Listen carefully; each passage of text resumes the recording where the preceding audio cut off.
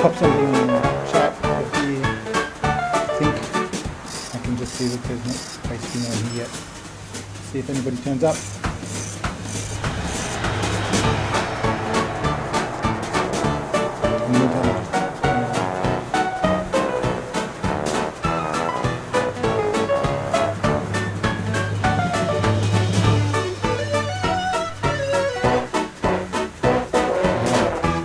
Setup on my desktop. You get the lights down the background. The wonderful setup on my desktop.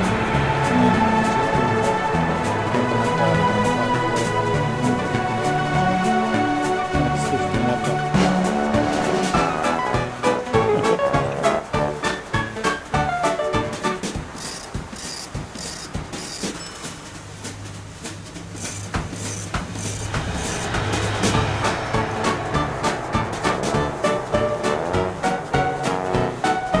Okay, so if anybody's coming out, just let me know.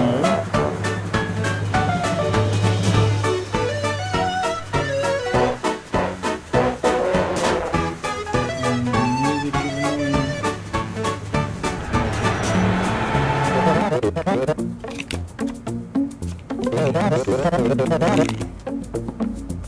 Blue head dude, green head. Yeah, I'll go. Yes. That's me. The elevator.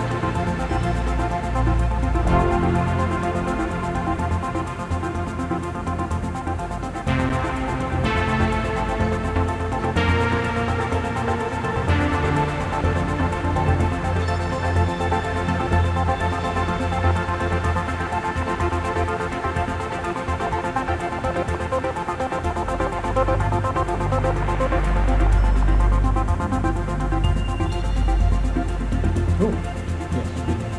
But you're the only one who made it. Anybody else? Maybe we'll give it a little bit. And then I'll do a little bit, and then I just... Experiment, see what happens with it.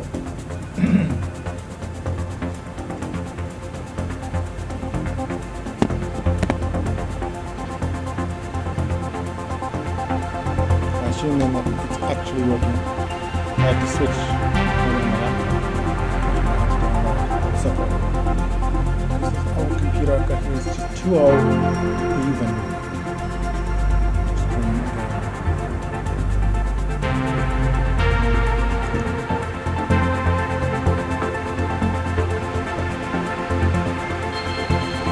Interesting.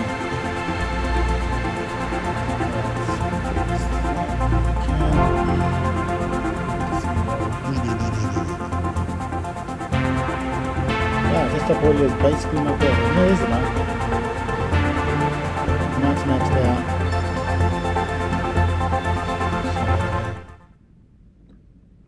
We'll put the audio down on that and the audio up on that.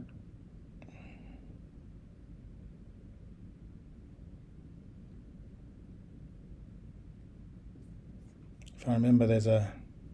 Why is it always that the microphone volume is too low? Every time I do any of this, the microphone volume is too low.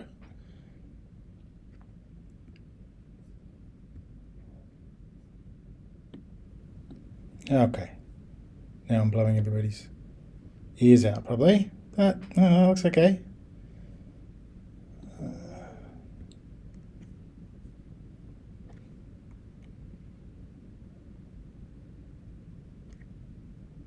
Yeah, I don't get a proper microphone, which I had all set up on the other computer. So frustrating. Those are the microphones, they're just crap. All of them are bad. Well, if you can at least hear me, I can just turn the music off on the game. So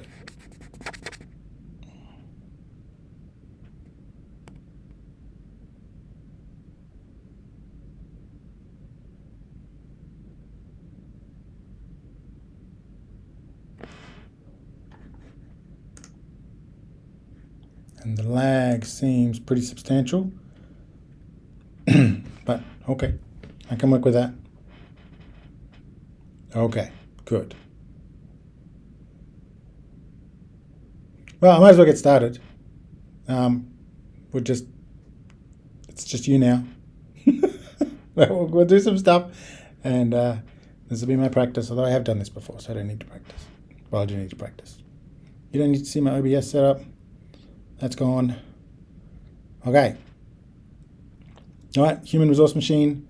It's a programming game. I don't know, Sam, have you seen this game before? It's programming in assembler, really, but the concepts are also similar that I think it's interesting for Comp 1000 people and a fun way to learn some of the basics of programming. So my jobs are, well, the programming is done via this drag and drop interface. Drag commands into this area to build a program. Yes, I can do that. Take it from the inbox, move it to the outbox. So just like real programs, it's always taking input, creating output. Yes, not enough stuff in the outbox. Expected 3 items because it's not looping. Okay, so you have not played the game before. Cool, well at least you'll be interested to listen. Okay, so you put one thing from the inbox and put it in the outbox, but that's just a command. He wants all 3 things. So I stop, and I've got to repeat the commands 3 times, I assume. Pick up the inbox, take it to the outbox. Pick up the inbox, take it to the outbox. Inbox, outbox. Inbox, outbox. Inbox, outbox. So these do relate to commands that we might have in our programming languages: read line, print line, see in, see out, depending on the programming language. But the main concept here is that it's sequential, and that you have to. But one of the cool concepts that I like when you learn it this way is that if you're doing that on a tutorial or something, that would have been saved for a loops concept. But here it just makes it clear that you've just got to do it 3 times. And even later on when you get some more facilities, all you're doing is finding an easier way to say, do it 3 times.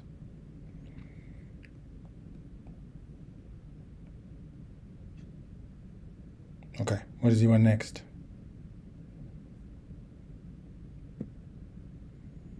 Oh, I got promoted to the next mailroom. My screen's still a little bit too big, I see. Yeah, I couldn't even get the screen resolution right on the stream. All right, Bright Future, of course, new assignment.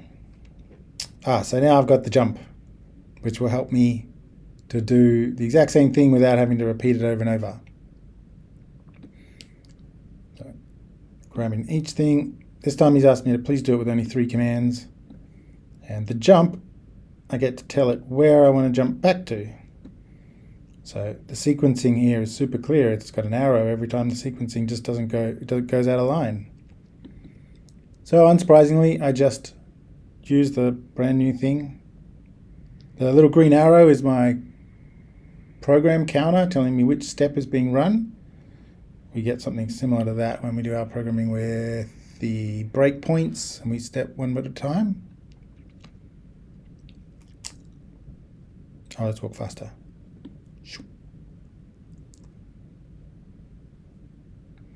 Easy peasy.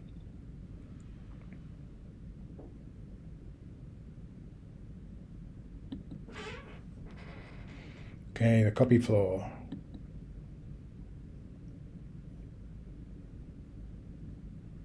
So the cool thing here is that we've introduced now effectively memory. There's a reason I lay out my memory in the examples I do as a grid, because I find it's intuitive for me, but I think one of the reasons it's intuitive for me is I've played this game. Okay, what does he want this time? Oh no, the inbox conveyor system is completely broken. Doesn't mean we get to take a break from work. So ignoring the inbox, just send through the following 3 letters to the outbox. So here we're getting introduced to memory, but not having to do any manipulation of it. We're just using the ones that are in there, B, U, and G. So it helps me understand the copy from. Now copy from is, what would copy from be? That's the use of a variable in other programming languages. I'd have a programming language, I'd have a variable named for, they're just labeling each memory slot by number, but we would label it with a name. So the variable would be called for, and we're just using that variable. Let's copy from naught to outbox, and copy from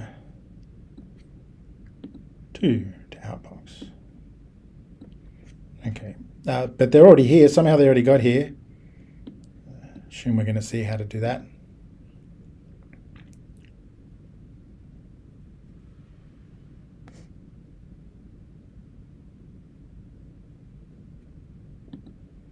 Continue. Scramble handler. What's next? All right, good. So the conveyor's back. We've got a smaller piece of memory. There's 3 slots in this memory. If you remember from last week, we were talking about bits and bytes and whatever. Each of these little boxes down here on the floor, or slots on the floor, I'd count that as a byte of memory. It holds a single character by the looks of it, and a character needs 8 bits. So we can say we got 3 bytes worth of memory here.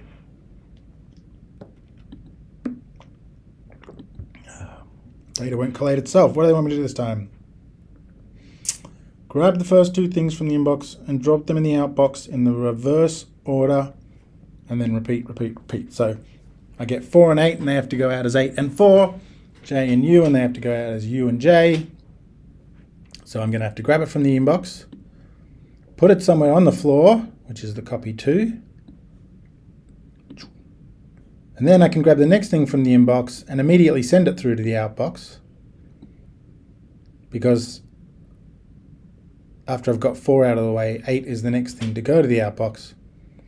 And luckily for me, the next thing I want is already on the floor waiting for me, so I can copy from that exact same location.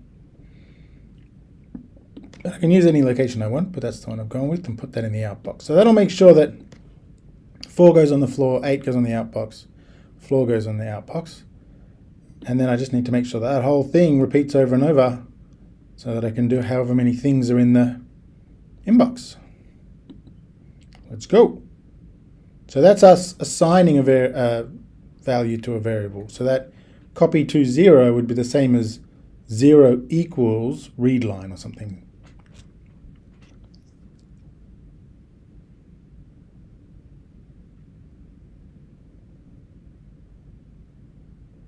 Looks to be working. And you'll notice when we put something new on the floor, and we take something out of the floor, it's still there. And when we put something new on the floor, it just wipes out the old thing. That's also how memory operates in a computer. When you read from memory, it doesn't take the thing away. It's not gone. It's a copy.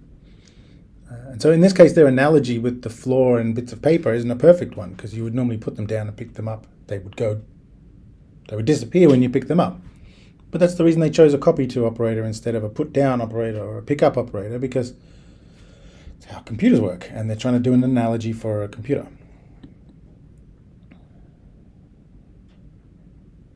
Ooh, cutscene. I like your cutscene. You can't hear it saying. Back to work, everyone.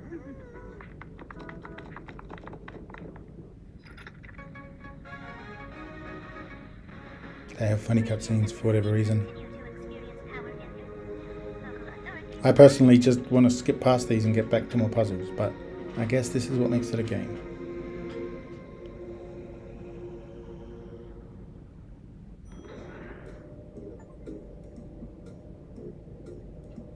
Alrighty, let's do this next one. Rainy summer.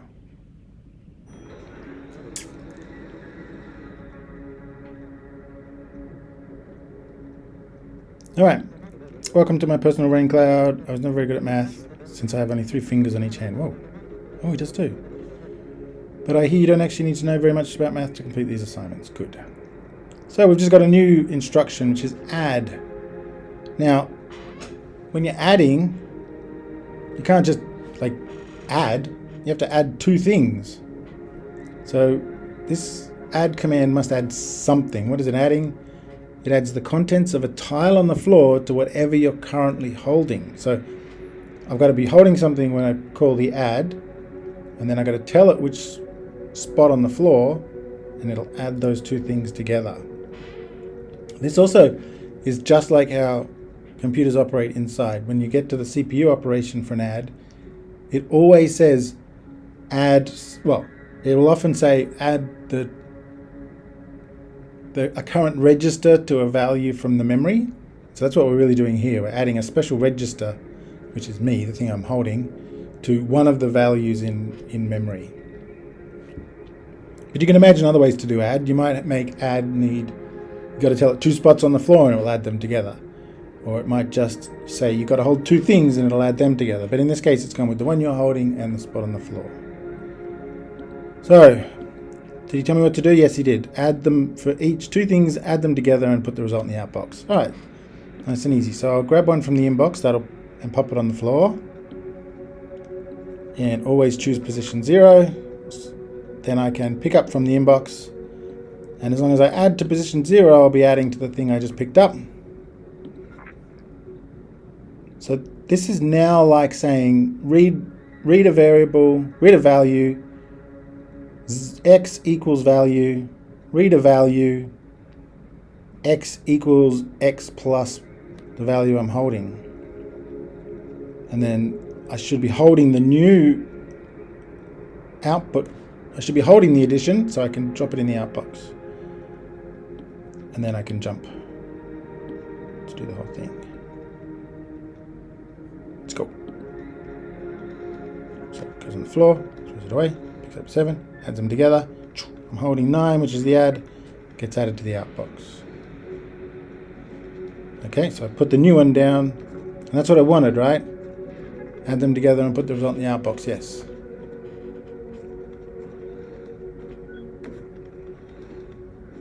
We look to be doing okay, let's hurry it up.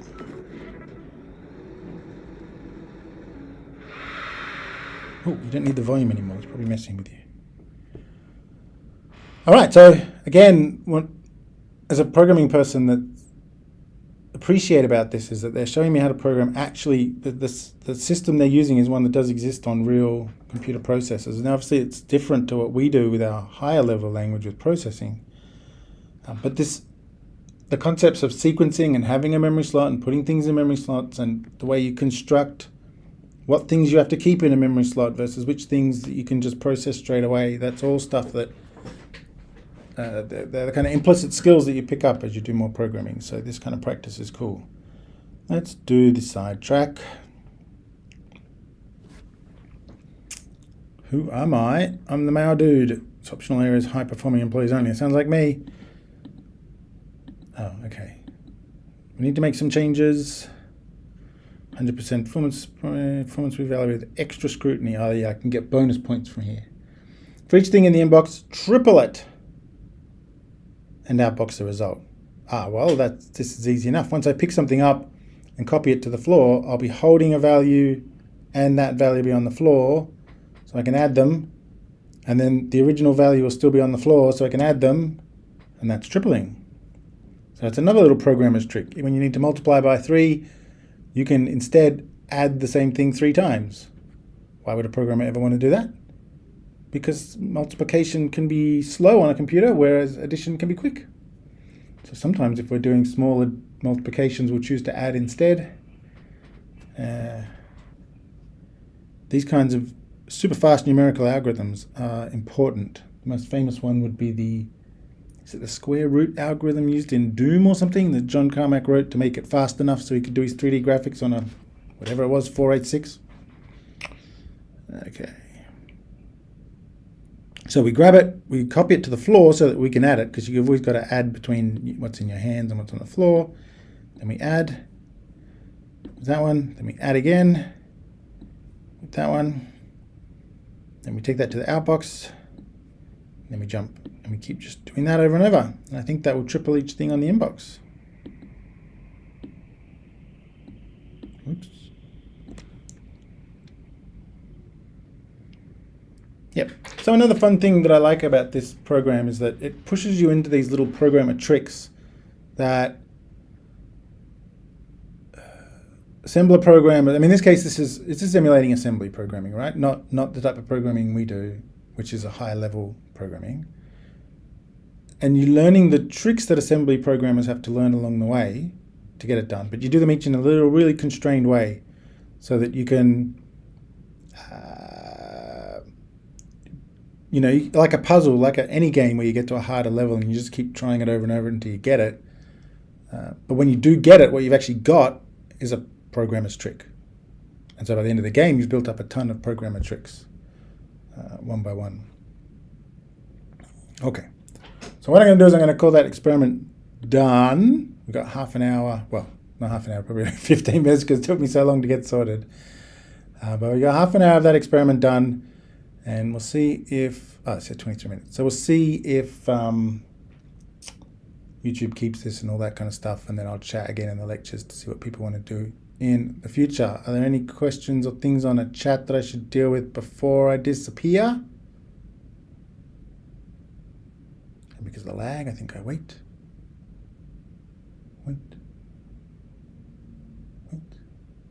When I see my head going back and forth on the preview, then I know it's caught up. There it is. Okay. All right, thank you very much, and I will catch you around sometime.